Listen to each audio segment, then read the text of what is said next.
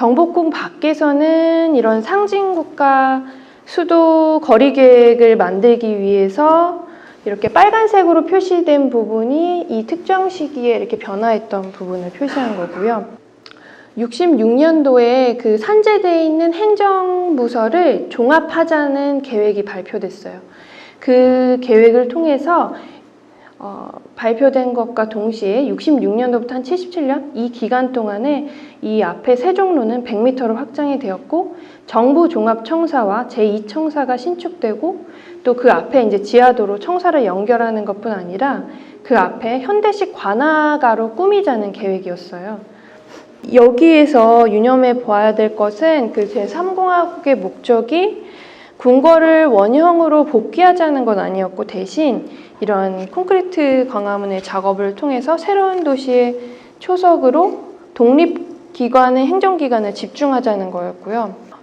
이 프로젝트를 통해 광화문이 이제 우리가 아는 국립박물관 정문에서 그 동측에 이건되어 있던 광화문이 중앙청의 정문으로 옮기는 계획이 포함되어 있었고 그런데 이것을 가져올 때 이 논의에서부터 변경된 지점들이 몇 개가 있는데 위치가 변경된 것도 있고 또 이것을 콘크리트로 만들자는 논의가 시작되기 시작했어요. 그 논의는 사실은 그 국립종합박물관의 논의와 무관하지 않은 것 같아요. 가장 대표적인 인물을 두 인물로 꼽을 수 있는데요. 이 1962년도에 그 문화재 보호법이 만들어지게 되면서 이 문화재 보호법 이후에 문화재 실측 설계사라는 역할을 자격증을 딴 사람이 문화재를 실측할 수 있게 만들게 되면서 제1호 그 문화재 실측 설계사로서 강봉진이 자격증을 따게 돼요. 그러면서 어떻게 보면 국보건설단이라는 건축사무소라는 이름으로 강봉진은 수많은 이제 국가의 문화재 프로젝트들을 실측하고 조사하는 작업을 했던 건축가였고 다른 한편에는 정인국이라는 사람이 있어요. 정인국이라는 사람은 와세대 건축과를 졸업하고 평양공업 건축과 교수로 활동하다가 이제 월남에서 정인창이라는 이름을 이렇게 정인국으로 개명한 분인데요. 그분은 이제 이 남한으로 와서 어떻게 보면 건축가이자 건축사가의 역할도 건축의 양식론을 계속 연구를 해왔고 그 두 명의 사람이 같은 건축 프로젝트에서 만나게 되는 거예요. 그래서 한 명은 건축가로서 한 명은 심사위원으로서 같은 건물의 설계에서 만나게 되고요. 박물관 지침에서 우리가 아는 가장 논란이 됐던 지점 중에 하나는 경복궁에 이제 이 박물관을 배치를 하면서 경복궁에 굉장히 강제적인 그 전통 계승이라는 그 공모 지침이 만들어졌다는 거에 대해서 많은 논쟁을 낳았어요. 그래서 첫 번째 신문, 여기서 보여준 신문이 66년 4월 12일 날 서울신문에서 실렸던 이제 신문이고 여기에는 이 상단 위에 부분에 보이는 건물이 강봉진이 설계 당선안으로 제출했던 안을 이제 담고 있는 모습이고요. 이 지금 사진은 왼쪽은 기존에 그 당선됐던 안이고요. 오른쪽은 당선안이 수정된 안이에요. 하단에 그 불특정한 발굴 유물을 담을 수 있는 거대한 기단을 배치하고요. 그 기단 위에 팔상전, 각항전, 미륵전에 해당되는 그 전통 건축을 모사한 이제 콘크리트 구조의 건물을 상단에 배치를 하면서 거기에 새로운 전망대라든지 강당이라든지 식당을 배치하는 방식으로 이 설계가 이제 다시 변경되게 되는 겁니다. 이러한 그 광화문이 콘크리트로 이 정문으로 오게 되면서 새로운 도시계획의 초석으로서 그 독립국가의 행정기관들을 모을 수 있는 구심점이 되는 것을 만들고자 했습니다. 그리고 궁궐의 축과는 다른 다시 남북의 축을 새로 중첩해서 만들기 시작했어요. 그것을 통해서 이순신 동상, 광화문, 또 중앙청이라는 새로운 축을 만들어냈고 그 경관을 만들었다는 그 시점에서는 사실은 이 물리적인 계획뿐 아니라 이 70년대에 이어지는 미관지구 계획과 그 주변의 도시 계획 그리고 지속적으로 이어졌던 이제 건물 경관의 국가적인 통제가 이제 시작되기 시작했었어요.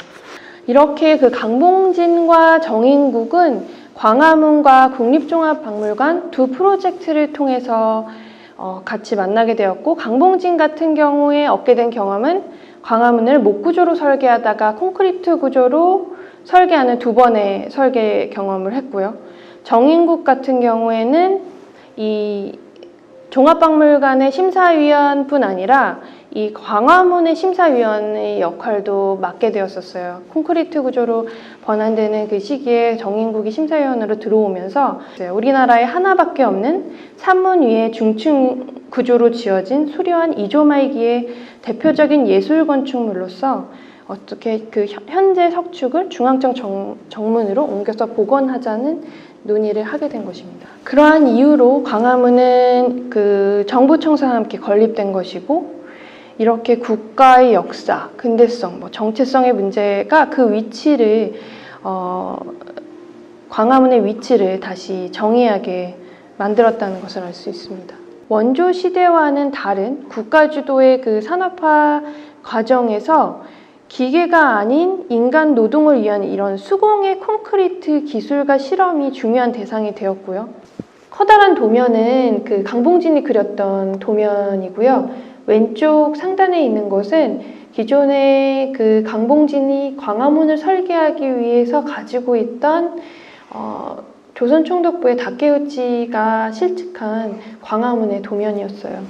그런데 강봉진은 이 다케우치 도면이 곡척을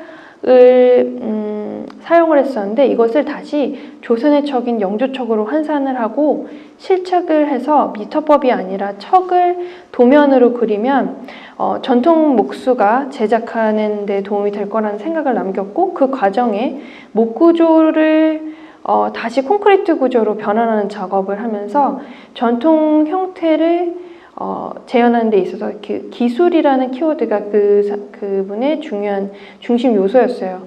그러니까 전통 목수가 실제로 그러니까 이런 그 공포를 위한 거푸집 현천도를 만들거나 그래서 현대 건축물을 콘크리트 구조로 만들게 된다면 그는 전통 기술과 이런 현대 기술 간의 관계가 단절의 문제가 아닐 수 있다라고 보았던 지점이 있었습니다. 이것을 통해서 만들어진 광화문은 오른쪽 부분이 그 광화문의 단면도고요. 그러니까 왼쪽 부분이 그 목구조 광화문의 단면이에요. 물론 그 광화문을 콘크리트 구조로 만들면서 많은 부분이 삭제된 부분도 있지만, 이렇게 보여지는 지점에 있어서는 직설적으로 굉장히 광기 어린 지점이 있다라고 말할 수 있을 정도로 광화문을 그 콘크리트로 제작하고자 했어요. 이 사진은 그 콘크리트 구조로 만들어졌던 광화문이 어느 정도까지 그 부재를 만들어내는가를 보여주는 사진이라고 볼 수 있어요. 여기에는 이시영이라는 목수가 인터뷰를 통해서 알게 된 이름인데, 이시영이라는 목수가 현천도를 직접 작도를 했고, 철근을 연결하는 위치를 현천도에 표기하는 작업을 하면서 이 공포와 석가래, 소로 등의 이제 거푸집 작업을 하고 이러한 그 부재 하나하나들을 만들어냈다는 것을 알 수 있습니다. 이것을 그 부재를 실제로 어떻게 붙였는가를 이제 해체한 엑소노로 표현한 건데요. 엑소노 작업을 보면 물론 그 콘크리트 구조체가 되면서 이 평방에 해당되는 그러니까 상부에서 내려오는 그 하중의 무게를 지탱하기 위해서 이 보의 성격이 평방이 되면서 이게 결국은 양쪽의 공포 부재들이 분리되고 그것을 이렇게 매다는 방식이 되긴 했지만, 이 양쪽 그 그러니까 앞뒤의 공포 부재들을 하나하나 저희 목구조 방식으로 하듯이 제작을 해서 그것들이 하나의 거푸집당 10번씩 사용할 수 있었다 그래요. 그래서 그 각 부재들을 결합해서 맞춤 방식으로 그 목구조 방식으로 사용을 해서 매다는 식의 작업을 했다는 것을 알 수 있고요. 이것이 그것을 위해서 했던 사전 모형의 작업의 사진이에요. 단지 콘크리트라는 재료를 사용해서 그것을 만들어가는 데 있어서 굉장히 이제 직설적인 이 형상을 그대로 제작하기 위해서 거푸집 표면에 자기질을 우리가 목재로 하면 자기질이라는 것을 사용하게 되는 표면이 남기게 되는데 그 매끄럽지 않은 표면 질감까지 남기기 위해서 조각하듯이 제작하였다는 것을 얘기했고, 이 모형 사진에서는 얘가 주인공이라기보다는 저는 이 뒤에 수많은 콘크리트 부재들이 주인공인 것 같아요. 이거 제작을 위해 수많은 아마 이제 이런 실험 작업이 있었고, 그 작업을 통해서 사전 모형을 만들고 이것이 가능하다는 것을 이제 알게 되자 이제 그 다음에 여러 프로젝트들이 만들어지게 된 거죠. 콘크리트 구조라는 그 작업들이 만들어지게 된 거예요. 그래서 그 두 번째 작업은 논의나 설계는 먼저 됐지만 종합박물관이 그 이후에 그 시공돼서 이렇게 그 요소와 디테일을 사용하게 되고, 결론으로 들어가면요. 그러니까 이것을 통해서 경복궁의 이런 광화문과 국립종합박물관의 건설에 있어서 이 건축적 텍토닉의 이슈가 어떤 한국인의 손에 의해서 이런 국가주의라는 이데올로기라고 하기에는 아주 다분히 물리적인 속성을 가지고 있는, 빠르고 싸게 문화적으로 실현하는 스토리였다는 점은 있습니다. 그리고 토속적인 재료로서 이것이 어떤 우리가 아는 새로운 기술, 신기술로서의 콘크리트라기보다는 토속적인 재료로서 콘크리트를 사용하고 장인의 그 조선의 수공예 기술을 접합함으로써 건축이 어떻게 산업화하고 연합해서 그것이 이렇게 그 산업국가를 만들어가는가 하는 문제로 접근했다는 점을 알 수 있습니다. 국립기념관 앞에 지금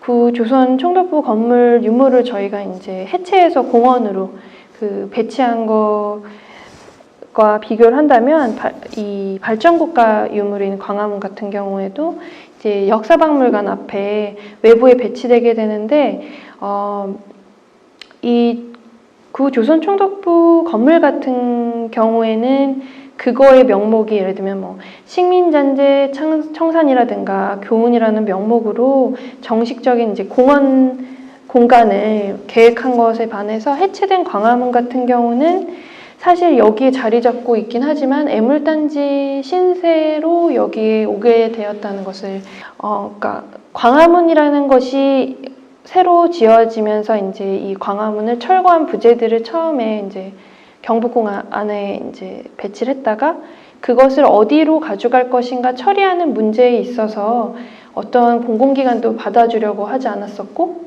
그때 이제 그것의 논의의 가장 중요한 것 중에 하나는 국가 유물이 아니다. 그렇기 때문에 공공기관들이 이제 모두 거부한 상황이었어요. 그런데 이제 서울 역사박물관에 오게 된 계기 중에 하나는 이게 국가 유물은 아닐 수 있지만 현대 도시의 유산으로서의 가능성이 있지 않냐라고 이제 그 당시에 이제 관장이 평가를 했고, 그러한 의미에서 이제 들어오긴 했지만 그 유물관리과에서 담당하는 것이 맞지 않다라는 입장이 여전히 약간 좀 팽팽하게 긴장 상태를 유지하고, 그리고 그 광화문을 이제 철거하고 이제 구 조선 총독부를 철거한 자리에 저희가 이제 경복궁 원위치 복원이라는 이름 하에서 이제 다시 국가의 건축 텍토닉의 문제는 부활했다고 보입니다. 어떻게 보면 그것이 콘크리트라는 키워드를 지웠을 뿐이지 다시 정교한 과학기술을 이용해서 더 보수적인 접근이 이루어진 측면도 있고요. 전통 목수가 금강산 소나무를 사용해서 더 정교한 전통 기법으로 복원하기 위해 이미지 데이터를 픽셀화하는 자칭 디지털 프로세싱 기법을 사용하는 건축을 한다든가, 어떤 그 분야별 전문가와 내부위원회 포럼을 통해서 이렇게 서울을 대표하는 경관으로서 이 조선시대 경관을 장기적으로 복원하기 위한 계획이 진행 중이고, 예전에는 경복궁 안에서의 이제 경관의 문제가 경복궁 밖에 있는 공간들도 하나 둘씩 이제 복원 계획이 진행이 되면서 장기적인 복원 계획이 진행되는 측면이 있죠. 아무튼 발표를 들어주셔서 감사합니다. 네.